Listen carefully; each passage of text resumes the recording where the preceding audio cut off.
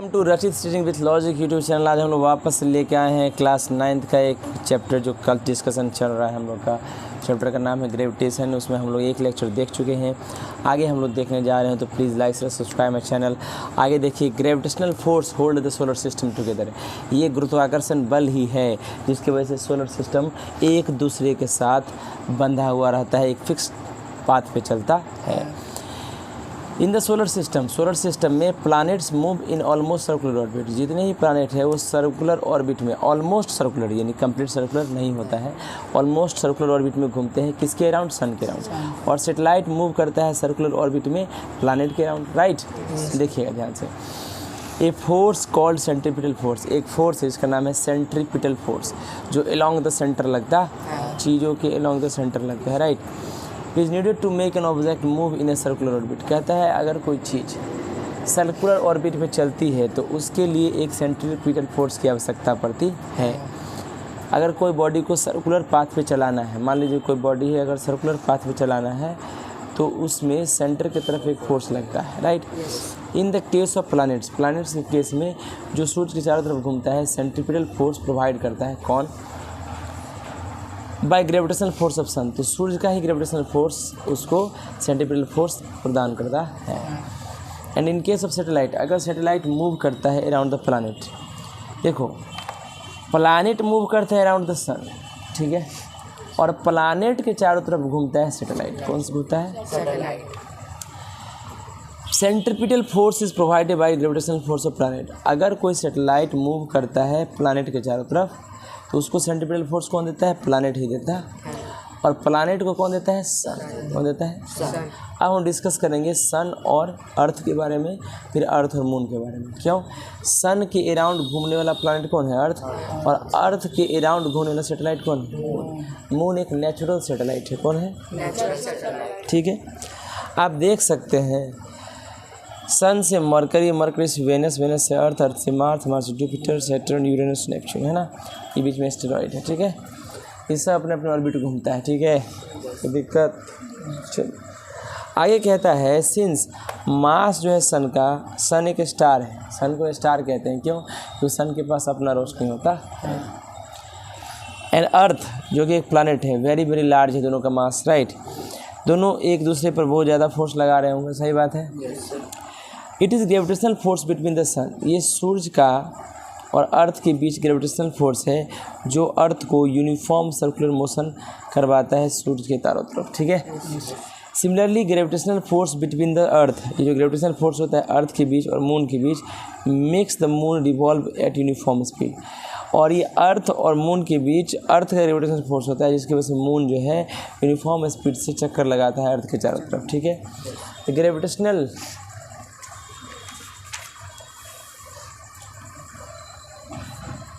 Force is responsible for the existence of our solar system. तो हमारे solar system का existence है, यानी सोलर सिस्टम में हर ग्रह एक फिक्स्ड ऑर्बिट में या फिक्स सर्कुलर पाथ में चक्कर लगाता है। ये किसकी वजह से है? ग्रेविटेशनल फोर्स की वजह से। कौन देता है? सन देता है। और प्लैनेट के अराउंड अगर सैटेलाइट घूमता है तो उसको कौन देता है? प्लैनेट। कौन देता है?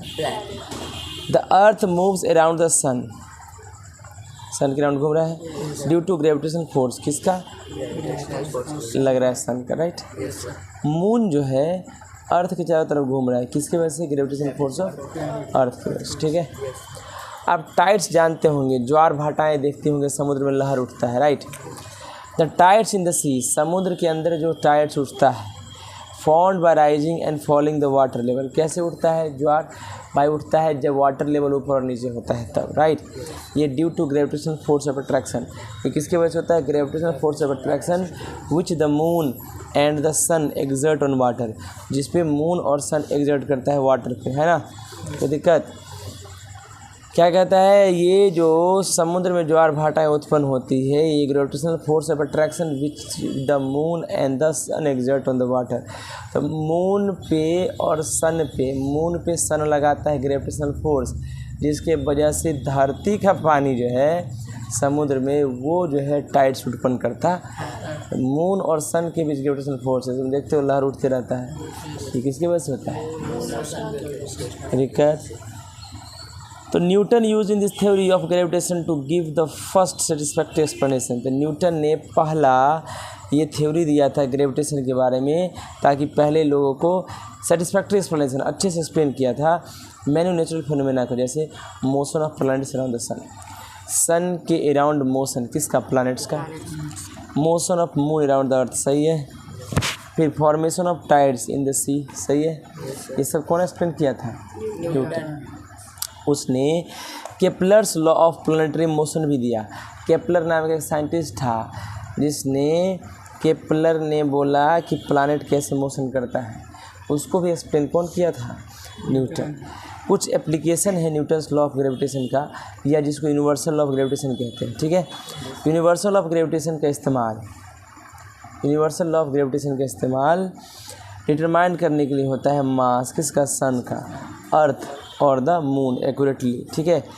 तो ये it also help in discovering new stars, ये नया स्टार और प्लैनेट को डिस्कवर करने में इसका हेल्प करते हैं gravitational, universal law of gravitation का, राइट। आप देख सकते हैं लो टाइड है तो देखो पानी दूर चला गया, राइट, वाटर लेवल समुद्र में नीचे गिर गया। हाई टाइड में देखो वाटर भर गया, राइज कर गया, राइट। ये फोटोग्राफ जो है लेफ्ट साइड में शो करता है लो टाइड को। अगर हम कुछ देर खड़े रहे यहाँ पे तो तुम देखोगे हाई टाइड, फोटोग्राफ में राइट साइड है। टाइड से cause mainly due to gravitation force of moon and to a smaller extent of the sun, sun का कुछ हद तक सन का भी acting on the surface of sea, जो समुद्र के सरफेस पे एक्ट करता है, राइट। तो दिक्कत आगे केपलर भैया ने क्या दिया, देखिए Kepler's law of planetary motion. Kepler ने, यही है जोहान्स केपलर, साइंटिस्ट जिसने 3 लॉ दिया, डिस्क्राइब किया मोशन प्लानिट का, किसके अराउंड, सन के अराउंड। जोहान्स केपलर 16 शताब्दी में एक एस्ट्रोनॉमर था, खगोलविद था।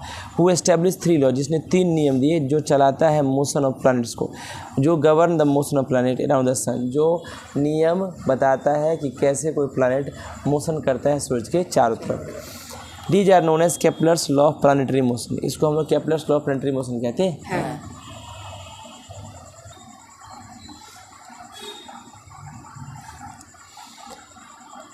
कहता है same laws also describe the motion of satellite, यही नियम Kepler law of planetary motion जो है, यही नियम मोशन सेटेलाइट का भी, जैसे मून है प्लानिट के अराउंड, अर्थ के अराउंड जो घूमता है उसको भी बता देता है, राइट। मतलब कोई भी सेटेलाइट होगा ना उसका ही मोशन बता देगा और प्लैनेट का ही मोशन बता देगा। Kepler's law of planetary motion अगले पेज में है, देखिए क्या है। पहला लॉ है, केपलर पहला लॉ क्या दिया था, ध्यान सुनना।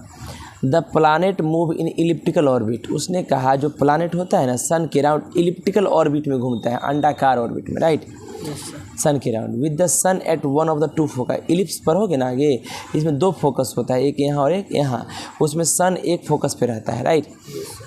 2 फोकस को फोकाई कहते हैं, राइट। इलिप्टिकल ऑर्बिट पे सन प्लानिट घूमता है, ठीक है, इसमें एक फोकस पे सूर्य रहता है। ये लॉ कहता है orbit of planet around the sun is ellipse, मतलब जो ऑर्बिट है, जिस ऑर्बिट पे, जिस कक्षा पे घूमता है कौन प्लानिट, उसको ओवल शेप कहा, सर्कुलर नहीं कहा, नॉट एग्जैक्ट सर्किल, ठीक है, सर्किल एग्जैक्ट नहीं कहा। इलिप्टिकल पाथ के पास 2 फोकाई होते हैं and the sun is at one of the 2 foci of elliptical path, और सूर्य जो होता है 2 फोकस में से एक फोकस पे होता है, राइट, इलिप्टिकल पाथ पर। फोकाई प्लूरल होता है फोकस का, फोकस सिंगुलर होता है।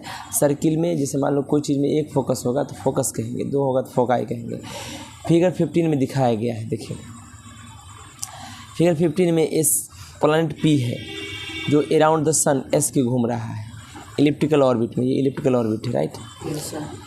इलिप्टिकल ऑर्बिट को 2 फोकाई है, F1 और F2, सन जो है F1 पे है, राइट, कोई दिक्कत।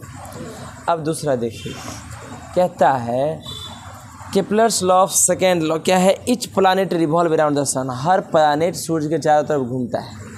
इन सच अ वे दैट, इस तरीक़ा से घूमता है, that the line joining the planet to the sun, तो जो प्लानिट से सन के बीच जो लाइन ज्वाइनिंग कराओगे, स्वीप्स, वो क्लीन करता है, स्वीप्स मतलब उतना ही जगह घेरता है, equal area in equal interval of time.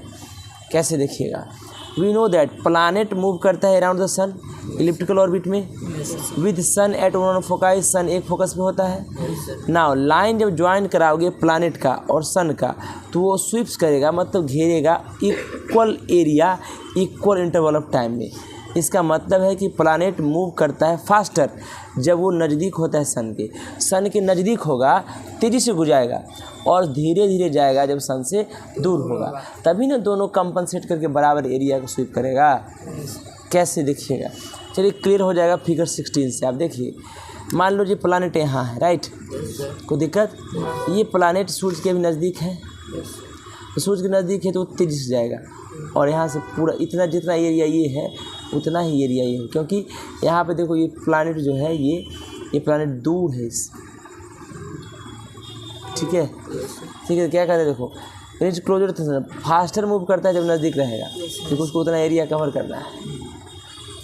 ये दूर है तो ज़्यादा नहीं कवर कर रहा है, तो इसको नज़दीक रहेगा फास्ट कवर करेगा, राइट, ताकि ये एरिया और ये एरिया बराबर, कोई दिक्कत। चल, इन फिगर 16 आप देख रहे हैं एक प्लानेट पी है जो इलिप्टिकल ऑर्बिट में घूम रहा है, सही है। जब प्लानेट को नियर द सन, ये प्लानेट जब सन के नज़दीक है पोजीशन ए पे, ठीक है, ट्रेवल फास्ट, ये तेज़ी से फास्ट ट्रेवल करेगा, राइट, कोई दिक्कत, फास्ट करेगा तेज़ी से, and sweeps over equal area कितना ए बी और सी, ये एरिया कवर करेगा, राइट, इन टी टाइम में। अदर हैंड जब प्लानेट फार्दर जाएगा सर ए डैश पोजीशन पे जाएगा तो ये मूव करेगा स्लोली, धीरे धीरे मूव करेगा, राइट, ये देखो स्लोली मूव करेगा, धीरे धीरे मूव करेगा, ठीक है ना, कोई दिक्कत। अब देखिए क्या होगा, but sweeps over equal area A dash B dash C dash, A dash B dash और सी डैश, इतना इक्वल एरिया होगा, राइट, उतना ही टाइम में। तो केपलर सेकेंड लॉ बताता है कि planet does not move with constant speed, planet constant speed से मूव नहीं करता है सूरज के चारों तरफ, स्पीड तेज़ हो जाएगा प्लानेट नज़दीक आएगा सूरज के, और कम हो जाएगा जब दूर जाएगा। Planet could move around the sun, planet जो है सन के चारों तरफ मूव करता है कांस्टेंट स्पीड से, ये तब होगा जब ट्रू सर्किल होगा, इलिप्स नहीं होगा, ठीक है, दिक्कत। इक्वल एरिया कब होगा, मतलब कांस्टेंट मोशन से कब चलेगा, जब बोलो, देखिए समझ में आया आप लोग को। चलिए, तो कहता है planet could move around the sun with constant speed only if orbit were a true circle, अगर ऑर्बिट ट्रू सर्किल होता तो ऐसा करता, राइट। केपलर थर्ड लॉ क्या कहता है, क्यूब मतलब होता है पावर 3, ठीक है, क्यूब समझते हैं ना, स्क्वायर रूट क्यूब रूट या क्यूब समझते हो ना, किसी नंबर का क्यूब करने मतलब उसका पावर 3 करने का, राइट, 3 का पावर 3 ये क्यूब हुआ, ठीक है, तो दिक्कत। चलिए, तो केपलर ने थर्ड लॉ कह दिया कि cube of mean distance of planet from the sun, जो ही प्लानेट होगा सूरज से उसके डिस्टेंस का cube is directly proportional to the square of time it takes to move around the sun, वो डायरेक्टली प्रोपोर्शनल होगा टाइम के स्क्वायर के जो सन के अराउंड घूमने में लगता है उसको। मतलब मान लीजिए प्लानेट से सन के बीच का डिस्टेंस आर है, तो आर का क्यूब डायरेक्टली प्रोपोर्शनल होगा टाइम के स्क्वायर के, इसको हटाएंगे तो कांस्टेंट आएगा, तो R cube by T square बराबर कांस्टेंट बचेगा, इसको इधर ले आएंगे तो आर के, इसका ये फॉर्मूला हो गया, आर बराबर मीन डिस्टेंस होता है प्लानेट से सन का, टी होता है टाइम पीरियड प्लानेट का अराउंड द सन, ठीक है। Though Kepler gave the law of planetary motion, Kepler ने दिया law of planetary motion, but he could not give a theory to explain the motion of planet, क्योंकि उसने theory नहीं दिया motion को explain करने के लिए प्लानेट के around, right. It was Newton, वो न्यूटन था जिसने दिखाया क्या कारण है मोशन का प्लानेट्स का in the gravitational force with the sun exert on them. Newton ने दिखाया कि कॉज ऑफ मोशन का क्या कारण है प्लानेट का, है ना, वो है ग्रेविटेशनल फोर्स जो सन लगाता है उन पे, राइट, तभी उसको अपने सर्कुलर ऑर्बिट में घुमाता है, इलिप्टिकल ऑर्बिट में घुमाता है। इनफैक्ट वास्तव में Newton use the Kepler third law of planetary motion, Newton ने केपलर के third law of planetary motion का इस्तेमाल किया डेवलप करने के लिए law of universal gravitation, law of universal gravitation, इसको डिस्कस किया गया है बिल्कुल, देखिए ध्यान से देखिएगा कैसे न्यूटन ने गेस किया इन्वर्स स्क्वायर रूल। देखिएगा, a statement made by Newton ने एक स्टेटमेंट बनाया in his universal law of gravitation के लिए, force between two bodies is universally proportional to the square of the distance between them. उसने कहा कि जो फोर्स होता है दो बॉडी के बीच में, उनका इन्वर्सली प्रोपोर्शनल होता है किसके बीच की डिस्टेंस के बीच, है ना, इसको इन्वर्स स्क्वायर रूल कहते हैं, इन्वर्स स्क्वायर रूल, राइट, मतलब इन्वर्स स्क्वायर रूल कहते हैं, ठीक है। F is directly proportional to 1/r² और F is inversely proportional to r²। समझ में आया? देखिए अब क्या हुआ, ध्यान से देखिएगा। न्यूटन ने आइडिया लिया यूनिवर्स स्क्वायर रूल का ग्रेविटेशनल फोर्स के लिए between two bodies by applying Kepler third law का यूज़ किया to the orbit of planet around the sun, उस ऑर्बिट के लिए जो प्लैनेट सन के अराउंड होता है, right. Important assumption made for this purpose, इस पर्पस के लिए उसने एजम्पशन लिया कि ऑर्बिट जो है प्लैनेट का अराउंड द सन सर्कुलर लेके चला, क्योंकि एलिप्स का स्टडी थोड़ा सा डिफिकल्ट है।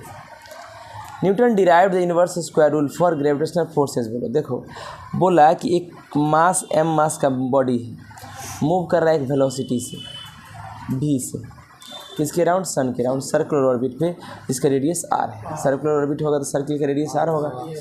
तो सेंट्रीपिटल फोर्स F जो है लग रहा है ऑर्बिटल प्लेनेट पे, राइट, ऑर्बिटिंग प्लेनेट पे सन की वजह से, जिसको हम लोग लिखते हैं फोर्स बराबर mv²/r। ठीक है, ये फोर्स बराबर mv²/r होता है, जो मास होगा वेलोसिटी का स्क्वायर और डिस्टेंस। ठीक है, मास m जो है गिवन प्लैनेट का कांस्टेंट होता है।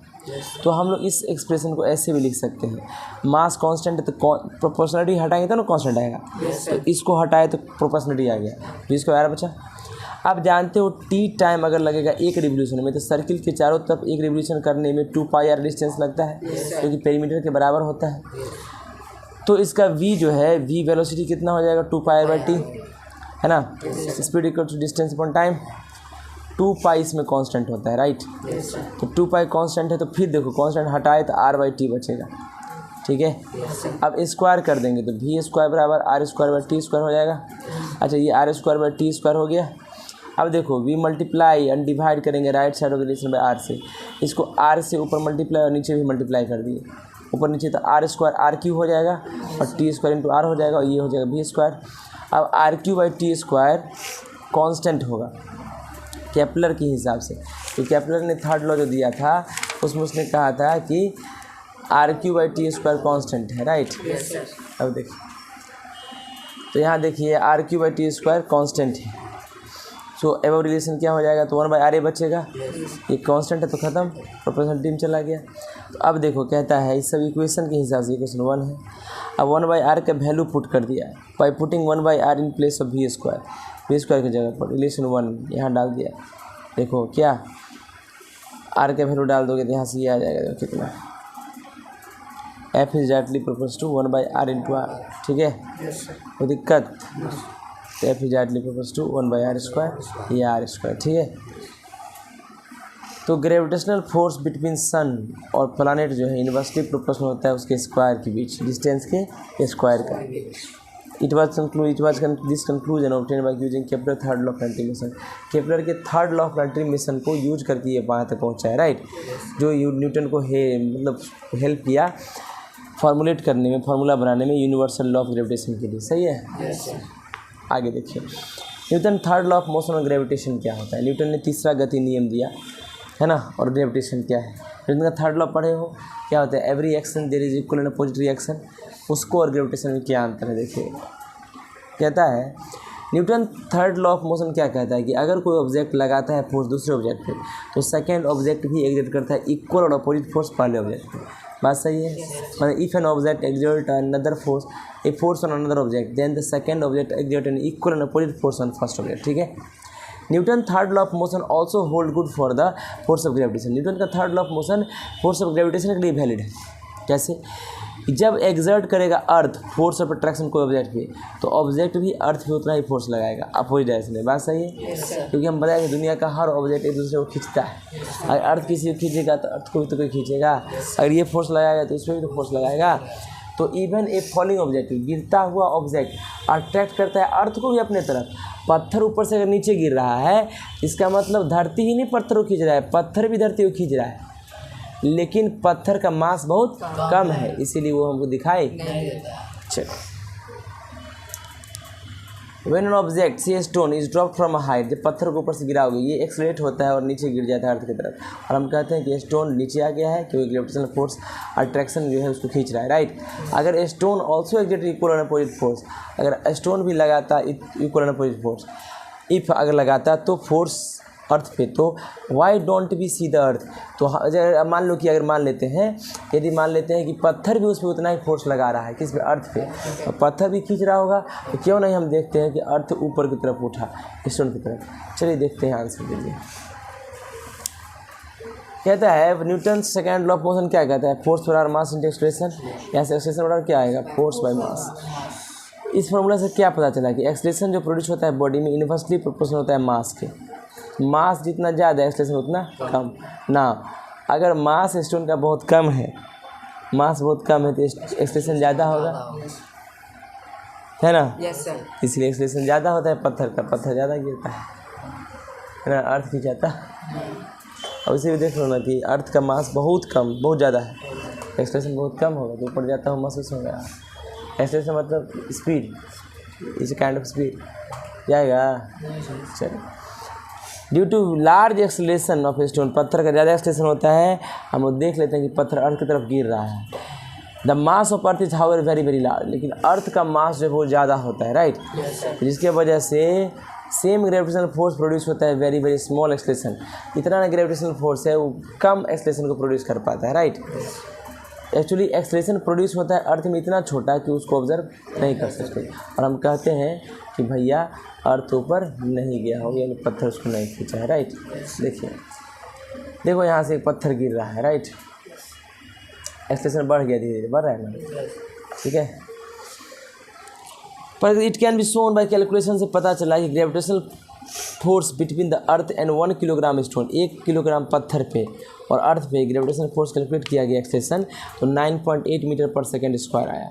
कितना एक्सलेशन होता है, 9.8 मीटर पर सेकंड स्क्वायर। अच्छा, ये जो है स्टोन है, सिंस एक्सलेशन प्रोड्यूस होता है स्टोन में वो बहुत ज़्यादा होता है, तो हम लोग स्टोन को गिरते हुए देख लेते हैं। अगर सेम ग्रेविटेशनल फोर्स प्रोड्यूस करेगा एक्सलेशन 1.6 पर अर्थ, तो अर्थ क्या करता है, अर्थ इतना 1.63 × 10⁻24 मीटर पर सेकेंड लगाता है एक्सलेशन ऊपर की तरफ, तो -24 तो बहुत बड़ा क्वांटिटी है ना, नीचे आने पर डिवाइड करके बहुत छोटा हो जाएगा, तो बहुत कम एक्सलेशन होता है, तो दिखाई सिंस एक्सलेशन प्रोड्यूस होता है अर्थ में बहुत छोटा, तो हम लोग मोशन उसका नहीं देख सकते हैं पत्थर की तरफ ऊपर जाते हुए, राइट। फ्री फॉल क्या होता है, ध्यान से देखिएगा। जब अर्थ अट्रैक्ट करता है एक पत्थर को नीचे, है ना, नीचे कुछ फोर्स से, तो पत्थर भी अट्रैक्ट करता है अपवर्ड फोर्स से, लेकिन हम लोग पत्थर को गिरते हुए देखते हैं क्योंकि स्मॉल मास है, एक्सलेशन ज़्यादा होगा। दूसरी तरफ एक्सट्रीमली लार्ज मास है अर्थ का, तो प्रोड्यूस करेगा बहुत कम एक्सलेशन, इसीलिए वो ऊपर जाता हुआ महसूस नहीं होगा। फ्री फॉल क्या होता है, the falling of a body, किसी बॉडी का गिरना या किसी ऑब्जेक्ट का किसी हाइट से अर्थ की तरफ ग्रेविटेशन के अंदर, तो उसको फोर्स ऑफ अर्थ कहते हैं। तो इसको हम लोग क्या कहते हैं, फ्री फॉल कहते हैं। क्या कहते हैं, मतलब कोई बॉडी ऊपर से नीचे की तरफ गिर रहा है ग्रेविटेशनल फोर्स के अंडर, यानी ग्रेविटी उस पर लग रहा है, राइट, उसके अलावा कोई फोर्स नहीं लग रहा है, तो उसको कोई एयर रेसिस्टेंस वगैरह नहीं लग रहा है, तो उसको फ्री फॉल कहेंगे। क्या कहेंगे, कोई दिक्कत।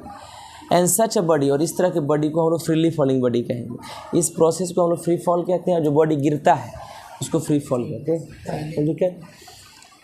कहता है सो व्हेनेवर ए बॉडी, जब भी कोई बॉडी, है ना, और object fall towards the earth on its own, अपने से गिरता है अर्थ की तरफ, तो हम लोग कहते हैं कि अंडर फ्री फॉल है, ये अंडर फ्री फॉल है, यानी इस पर कोई ग्रेविटी के अलावा कोई फोर्स नहीं लग रहा है, ठीक है ना। इसको जो बॉडी गिरता है उसको फ्रीली फॉलिंग बॉडी कहते हैं। चलिए इसको और देखते हैं ध्यान से। मान लीजिए ये बंजी जंपर है, बंजी जंपर मतलब यहाँ से ऊपर से कूद रहा है, right, falling down only under the gravitational force of the earth, ये सिर्फ ग्रेविटेशनल फोर्स ऑफ अर्थ की वजह से गिर रहा है, राइट, उतना हाइट तक ले जाएगा, ऊपर से छोड़ देगा, है ना, रस्सी लगा के। He is said to be in free fall, इसको फ्री फॉल कहेंगे। और इस बॉडी जो गिर रहा है उसको फ्रीली फॉलिंग बॉडी कहेंगे, ठीक है। आगे देखिए, ये एक लीनिंग टावर ऑफ पीसा, ये थोड़ा सा तिरछा है। Galileo experimented with falling stone, यहाँ पे गैलीलियो ने एक बार एक्सपेरिमेंट किया था, ऊपर से 2 पत्थर को गिराया, when 2 stones of different mass, अलग अलग वजन का गिराया गया लीनिंग टावर ऑफ पीसा से, थोड़ा सा झुका हुआ है ये, ठीक ना, पिसा की मीनार इसको कहते हैं। तो ग्राउंड को सेम टाइम में दोनों पत्थर, छोटा और बड़ा, दोनों हिट किया सेम टाइम में, है ना। Acceleration of freely falling body, तो इससे acceleration of freely falling body same होता है, राइट, वो मास पर डिपेंड नहीं करता है, ठीक है ना, कोई दिक्कत।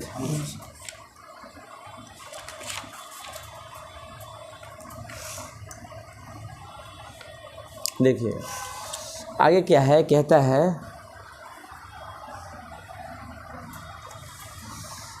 On our earth attract all the bodies, हमारा अर्थ सब बॉडी को अट्रैक्ट करता है, आर नियर इट सरफेस, अपने सरफेस की तरफ, so that when a body, ताकि जब कोई बॉडी मान लो पत्थर ड्रॉप करे वो कुछ छत से घर के, ये धरती पे गिरेगा, earlier it was thought that the lighter objects fall slowly and heavier objects fall more rapidly.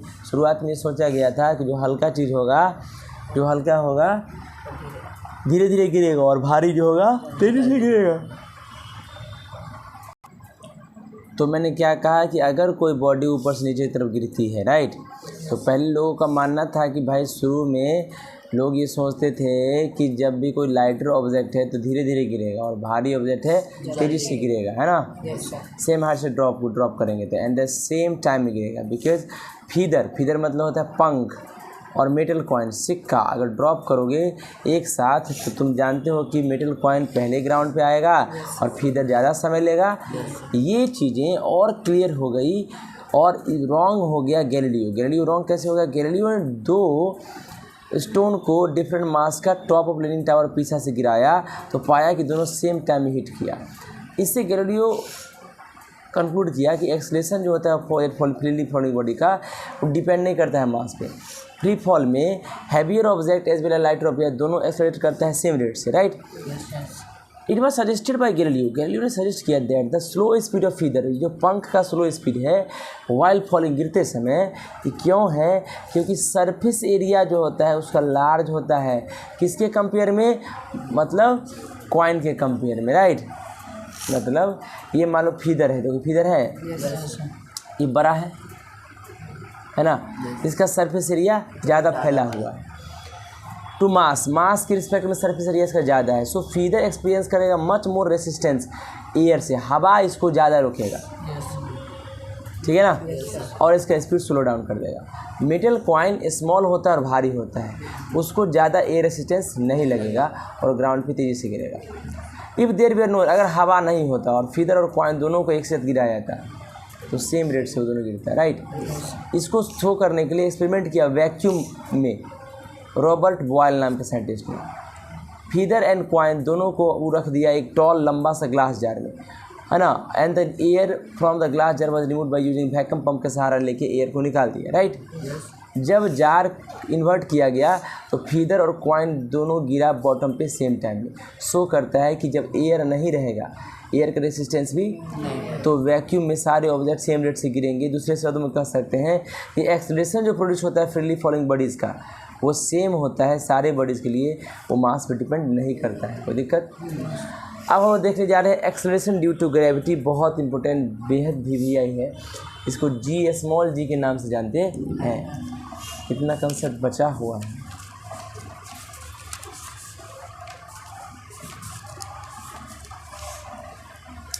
आज के लिए हम लोग इतना ही रखते हैं, ठीक है। इसके आगे कल के लेक्चर में देखेंगे, ठीक है। Thank you so much. Please like and subscribe my channel. मुझे ज़्यादा से ज़्यादा सब्सक्राइब कीजिए ताकि ज़्यादा से ज़्यादा अच्छे से वीडियो लाए आपके लिए।